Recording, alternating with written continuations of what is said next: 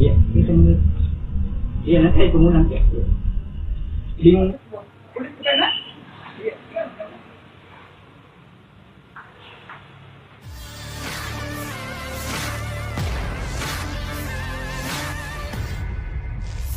Modus penipuan dengan berpura-pura menelpon pemilik toko atau owner kembali marak dan memakan korban. Kali ini, dua toko berbeda yang berada di Jalan Andalas dan Jalan Mapanyuki Kota Makassar menjadi sasaran pelaku.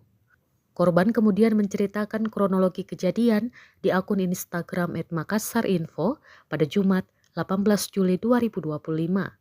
Dalam kejadian tersebut, pelaku datang langsung ke toko dan berpura-pura sedang melakukan panggilan telepon dengan pemilik usaha. Di hadapan karyawan toko, pelaku mengaku mendapat instruksi dari owner bahwa akan ada barang yang dikirimkan dan meminta agar uang pembayaran sebesar 1,2 juta rupiah segera diserahkan.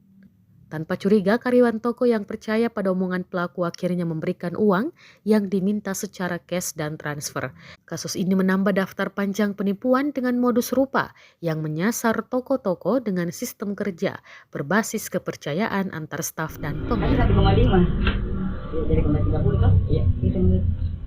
Iya, nanti saya pengundang ya. Bingung-bingung sih kok dong. Iya. 1, 2, 3, 4, 5, 6, 7, 8, 9, 10, 1, 2, 3, 4, lagi 50. Iya, iya, iya. Iya, iya. Oke, makasih ya. Assalamualaikum.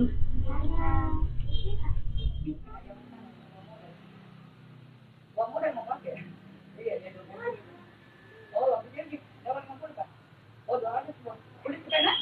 Iya.